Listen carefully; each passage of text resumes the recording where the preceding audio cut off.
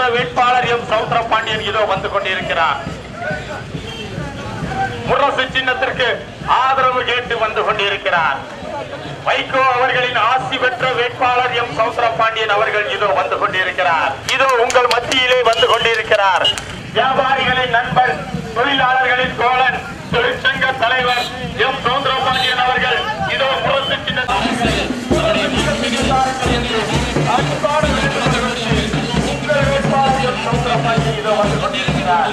வியாபார நண்பர்களே, உங்களின் நண்பர், உங்களின் தோழன் எம் சவுந்தரபாண்டியன் இதோ உங்கள் மத்தியிலே வாக்கு சேகரிப்பதற்காக வந்து கொண்டிருக்கிறார். உங்களுடைய மேலான ஆதரவை முரசு சின்னத்திற்கு தாருங்கள் என்று உங்கள் உள்ளங்களை நாடி முரசு சின்னத்திற்கு ஆதரவு கேட்டு வந்து கொண்டிருக்கிறார்.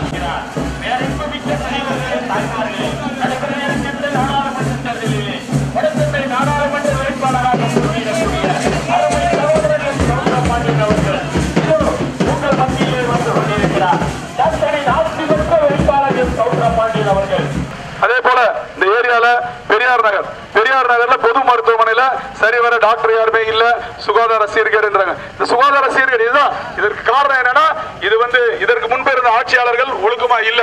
இப்ப ஏற்கனவே நம்ம திமுக இருந்து இளங்கோவன் அவர்கள் இருந்தாங்க. அந்த இளங்கோவன் 5 வருட காலம் அவங்க தான் எம்பி. ஆனா 5 வருடத்துல அவங்களை சந்திப்பதற்கு கூட ஒரு அலுவலகம் இந்த வட சென்னையில் இல்ல. நீங்க எல்லாருக்குமே தெரியும், இன்டர்நெட் கூகுள்லாம் சாதாரணமான விஷயம். உங்க வீட்டுல பசங்களை சொல்லி கூகுள் உள்ள போய் சர்ச் பண்ண சொல்லுங்க.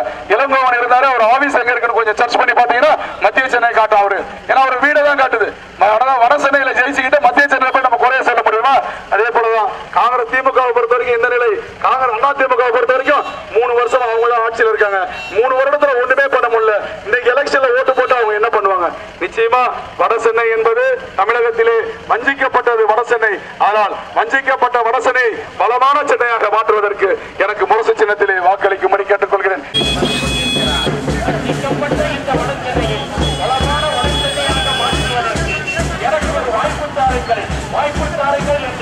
அன்பான வேண்டுகோள் விடுத்து உங்கள் வீட்டு பிள்ளைகள் சவுந்தரபாண்டியன் அவர்கள் முரசு சின்னத்திற்கு ஆதரவு கேட்டு வந்து கொண்டிருக்கிறார். தொழிலாளர்களின் தோழன், பாட்டாளிகளின் நண்பன், வியாபாரிகளின் நண்பன், தொழிற்சங்க தலைவர் எம் சவுந்தரபாண்டியன் அவர்கள்.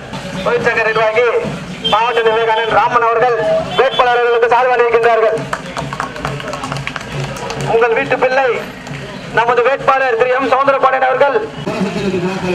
முரசு சின்னம் உங்கள் சின்னம், முரசு சின்னம், ஏழைகளின் சின்னம், முரசு சின்னம். இதோ சிரித்த முகத்தோடும் கும்பிட்ட கணத்தோடும் வாக்கு கேட்டு வந்து கொண்டிருக்கிறார் நாளைய பாராளுமன்ற உறுப்பினர், தேசிய முன்னணியினுடைய வெற்றி வேட்பாளர், புரட்சி கலைஞரின் போர்ப்படை தளபதி அண்ணன் சவுந்தரபாண்டியன் அவர்கள் உங்கள் மத்தியிலே வாக்கு கேட்டு வந்து கொண்டிருக்கிறார். அண்ணனவர்களுக்கு வந்து கொண்டிருக்கிறார்.